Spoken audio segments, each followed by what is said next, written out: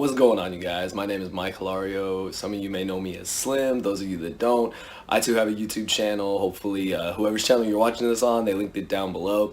This past weekend at the San Jose, California Regionals, there was about 400 people, 9 rounds. I ended up going 7-2, not with the typical deck. I did not play Thunder Dragons. I did not play Sky Strikers. I didn't play Orcus. I didn't play Salamangreat. I didn't play any of the decks that are the quote-unquote meta decks of the format. What I did play was Danger World FTK. That's right, you guys. Danger World FTK. And for those of you that don't know what that is, and if this video sounds interesting, well, let's get into it. Alright, you guys, like I said, this past weekend I played the Danger World FTK. And for those of you that don't know, this is the card that does it. This is the main boss monster of the deck. Arcana Force XXX won the world. His effect reads when he's summoned, so in any possible way, special summon, normal summon, tribute summon, summoned off Yugioh, summoned off Monster Reborn or World Legacy Succession, you toss a coin, and if the result is heads during the end phase, send 2 monsters that I control to the graveyard. I skip my opponent's turn. Tails, during the opponent's draw phase, they add the top card of their graveyard to their hand. Basically, what this does is I just skip their turn, and that's what I was doing basically all weekend whenever I went first, if I was able to get through my whole deck. And yeah, I play a ton of Dangers. I play 3-star Yugioh. It's basically like Danger FTK / Draw FTK, except that it's World FTK OTK. I'm going to give you guys a little backstory of why I chose this deck over any other decks, because people who know me know I usually play Thunder Dragons or something meta, but there's a kind of like a cool story behind this deck. So we'll get into the profile, but we'll start with the main reasons why I played the deck. So of course, the boss man, the win condition of the deck, the world, and light barrier. So people don't know light barrier. The short version of this is that it lets it so that whenever I summon an Arcana monster, I automatically choose the coin flip, so I'm always calling heads because that means I'm going to skip my opponent's turn. This does have an effect, though. Say I summon the world and say I'm not able to put damage on board. During the standby phase, I do flip a coin, and based on that result, it basically causes another loop. If I hit heads again, I actually do have to flip a coin at that point. Basically, I'm looping them again. I've skipped 2 of my opponent's turns, and I'm for sure going to win that turn, because usually when I'm summoning the world, I mean, it starts at 3,100 under, so usually it's 3,400. All I got to do is get a couple more monsters on the board, and it's game. So that's pretty much the win condition. The backstory on this was a good friend of mine, whose name is also Michael, lent me these cards. He had a first edition near mint Ulti World, as you guys can see, and it was originally going to be for a deck profile. Shout out to my brother Akeem Davis. He almost topped YCS Chicago with this strategy, and I wanted to basically just do a deck profile and just kind of do my thoughts on it. But when my friend Michael gave me these cards for that, usually he just says, have fun with it, do whatever. He said, Mike, this is actually one of my favorite cards, one of my favorite archetypes. Is there any way these cards can be played? I've never been able to make it work successfully, as hard as I've tried. And I said, yeah, dude, there actually is. It actually just topped the YCS. He's like, I know you go to a lot of events. He's like, will you play this for me? And I was like, you know what? Yeah, I will. And I knew that there was a regionals coming up. At the time he gave me the cards, I think it was in January, and there was a regionals in February. I was gone, however, so I wasn't able to attend, but this regionals that just took place, I told myself, you know what, I kept a promise to my friend, I'm going to play this, and it turned out pretty well. I ended up going X2, going 7-2 after 9 rounds. I got 23rd place. I already had my invite, but it was just, to play the deck for my friend Michael, and I mean, it worked out, so pretty happy with it. But yeah, that's the win condition of the deck, is Arcana Force, XX1, the world, and Light Barrier. Sometimes you're just hard summoning the world and flipping a coin. It's like going to Vegas and gambling, and hopefully you just win. But on to the rest of the deck. It's why the deck is so insane. It's dangers, a lot of dangers, tons of dangers. We're going to start with, of course, the 9 best ones, Nessie, Jackalope, Snake.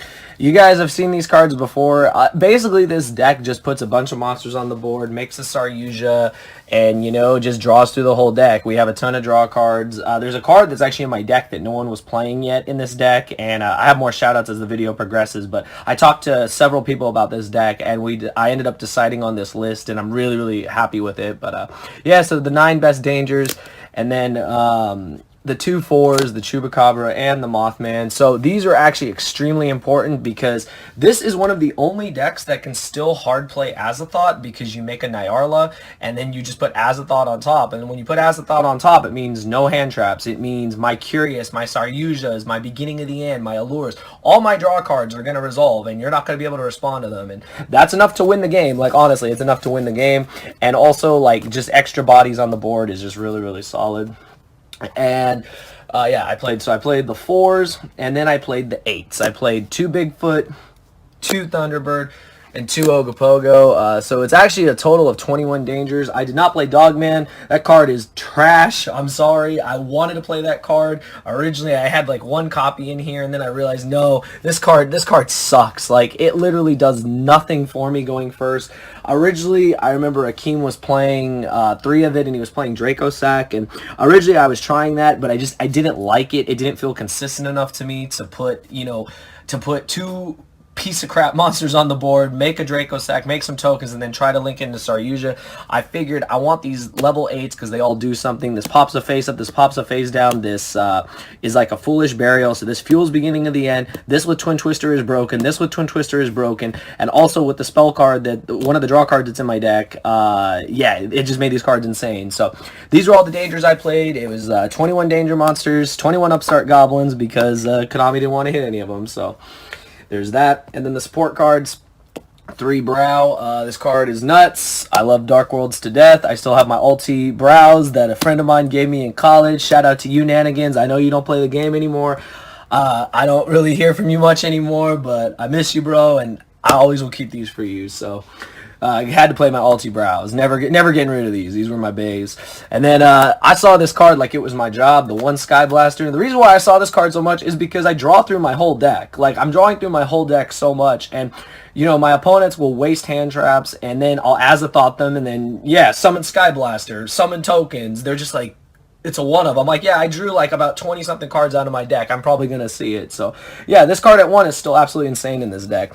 And then one of the other MVPs was Blackwing Zephyros the Elite. Shout out to my boy Charles. He hooked me up on the Ultra literally at the last minute. I was going around the regionals like a madman asking for a Ultra Zephyros, and everyone looked at me like I was insane. I probably asked like 80 people. I'm not exaggerating. I went through around the whole hall, and my boy Charles, who's been playing the game just as long as I have, actually had one of these. So shout out to you, brother. Thank you for hooking me up on this. This card was very, very good. This card's extremely important for the deck because it lets you reuse dangers. It lets you reuse the world. Like, say you summon it early, and say you get tails, that kind of sucks. So what you do is you bounce the world back to your hand, and then you do this again, make another Saryuja special again, and you try again. You try again to get heads, and this card lets you do that. It's also a 4 for the Nyarla Azathoth play, so that's really solid.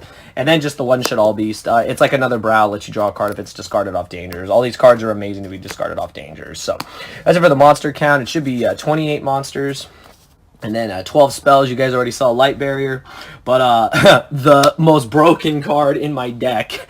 Yeah, this card says draw 3, beginning of the end. Shout out to my boy Monty, a.k.a. Black Bay, for hooking me up on these. Because, man, no one had these. Ulti First Ed, beginning of the ends are really hard to come by. But I knew my boy could come through for me, and he did. And man, this card literally just says draw 3. You have 7 or more darks, banish 5, draw 3.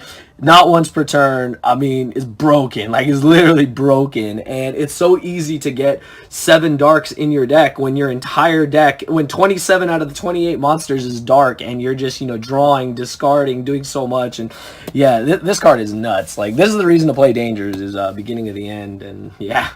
And then 3 Allure, I mean, same thing. My whole deck is dark, so just draw through the whole deck. And then the Spice, the card that... There's only one person who played this card with Dangers, and it's because they were playing Blue Eyes. So shout out to you, Alan, a.k.a. Seto Kaiba, the Blue Eyes Master. And it was 2 trade-ins. So I have not seen any Danger list that play trade-in, and it kind of blew my mind because, I mean... the card says discard, and you discard a Bigfoot, you discard a Thunderbird, you discard an Ogopogo, something happens. And I mean, it's nice. Like, you just you discard, you pop a card, draw 2 cards. Like, it's crazy. What I really liked about this card too is that it just helped me like just filter through my deck like so fast. My deck is like Danger Turbo with the win condition of the world, and if that doesn't work, well, then I just put a bunch of monsters on the board, make some link monsters, and yeah, your life points hit 0. So it was pretty crazy. But yeah, trading was insane. I shout out to my boy Ken Quo. He was the one who talked to me about this card and says, why aren't you playing this card? And I was like, it says discard, doesn't it? He's like, it does. I'm like, oh my god, you're right. Like, I just felt so dumb for not realizing it. But yeah, trade-in was definitely one of the best cards in my deck. I only played 2 though, because the world is also an 8. For people who don't know, Arcane of the World is an 8. So if you trade it in early, you can reborn it with Monster Reborn and World Legacy Succession in order to get the effect off again. If you have Light Barrier, it's game, because you just call heads and they skip their turn. So That was it for like the draw engine. And then the 2 reborn cards that I mentioned, World Legacy Succession and Monster Reborn. These are extremely important because not only are they to reborn the world if anything happens, it lets you reborn monsters to make another Yugioh, or it just helps you reborn monsters for game. I'll be honest, I won a lot of games. I up until round 5, I hadn't dropped a game, and a lot of my game 2s after I basically FTK'd with the world was they would make me go second. So going second, I would just summon a bunch of dangers, make a Wee Witch's Apprentice, my monster, all my darks gain 500, and then I just attack for a billion, and it'll be game. So these cards are really important in bringing back monsters. So it was really, really handy to play these, not only for the combo, but for just monster recursion in general. And the last card is Card Destruction. This card is broken. Like, I don't know why this card even came off the list.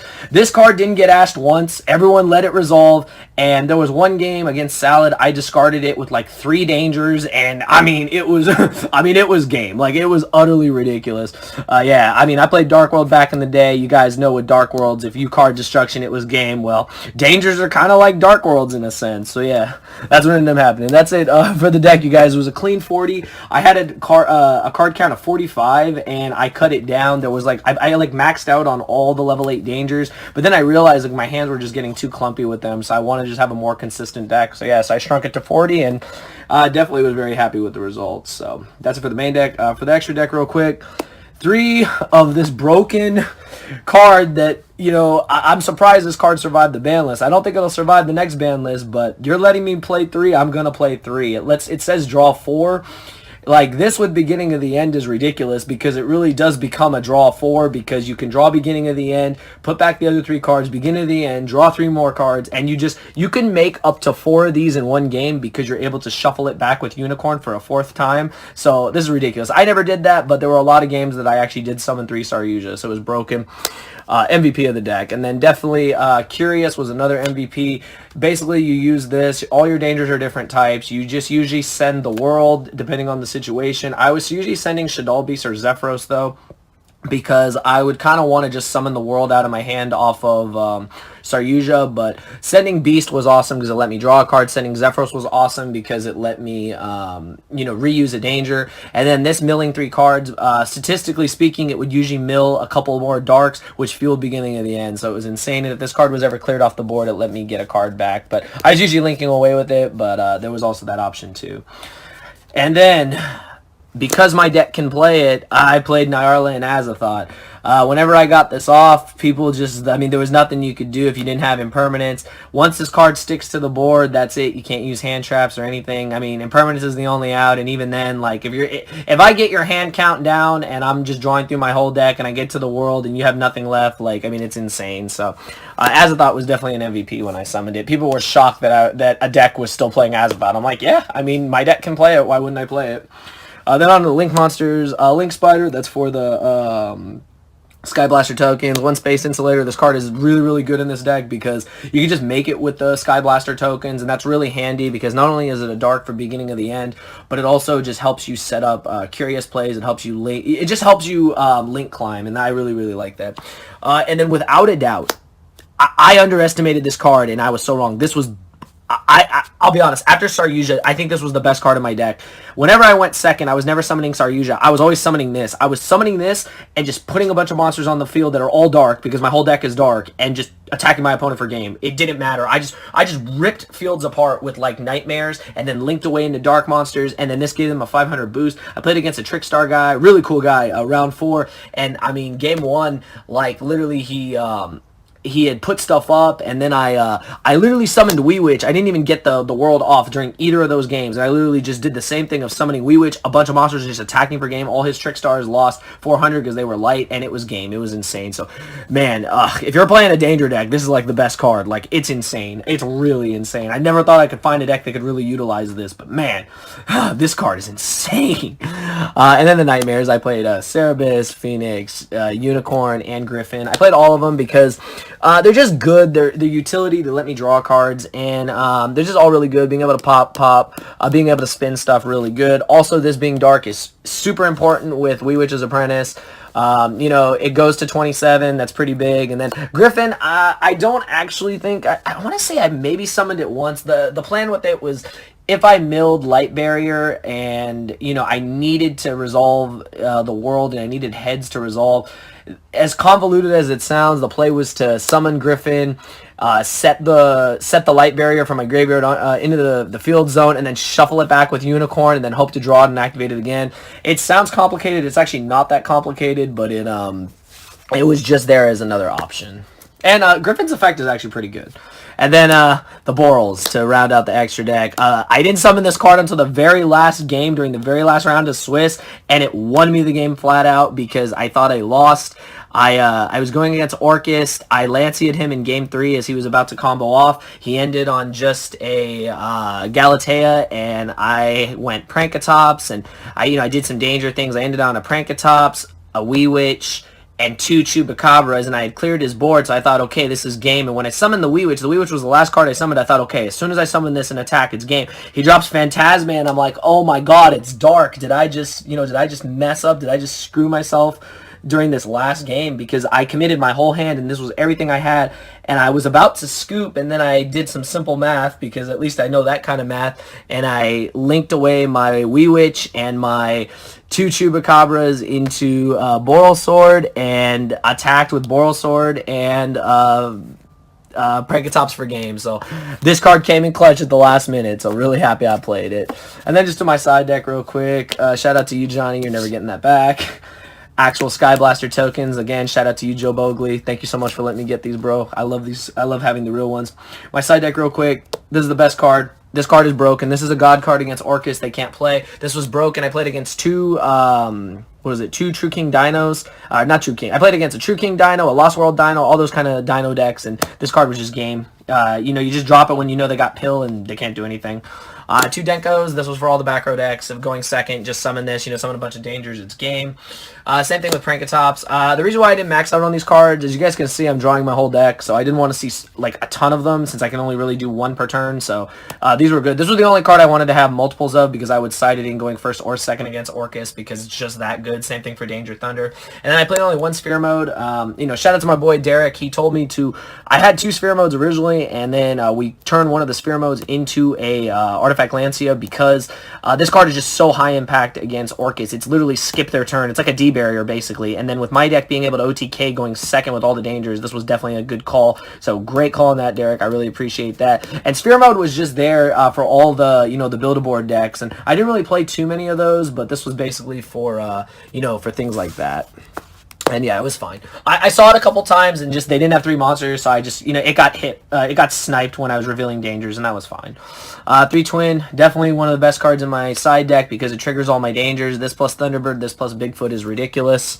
Yeah, I don't know what else to say. And then I sided 2 Anti-Spell and an Imperial Order. This was for Sky Striker, and this was also for Pendulum. So basically, the Griffin would come in more handy in those matchups because I could, against Pendulums, I could literally, mill this off of Curious or just have this in the graveyard and then reset it with Griffin if it got milled at all, or I could just draw into it. Same thing goes for Imperial Order. The Curious Griffin lock is really, really solid. So that's what these were for. It didn't come up, but it just was there. And then a side deck Dweller because against Salamangreat, I actually only played 1. The plan was just to bring this out and just, they can't play on their turn, and then my deck naturally just attacks for games. So that was the plan with this, but it didn't happen. But yeah, that was the deck, you guys. Hope you guys enjoyed it. Whoever's channel you're watching this on, please, give them a thumbs up if you liked it. If you have any questions, feel free to, message me or ask me about it in the comments. Hopefully they link my channel. Again, the channel name is Simply Slim Yugioh. Some of you might remember me as Slim X Team Symmetry. I don't know, but yeah, it felt great to play this deck for my friend Michael. I kept a promise to a friend, and that's how I am. I always try to keep my promises to people, as crazy as this was. And I'll be honest, I did better with this deck than I did with meta decks. I know it sounds nuts, but I placed a little bit higher than I usually do at regionals. What sucks is I was 1 win away from guaranteed top 8, but I mean, it is what it is.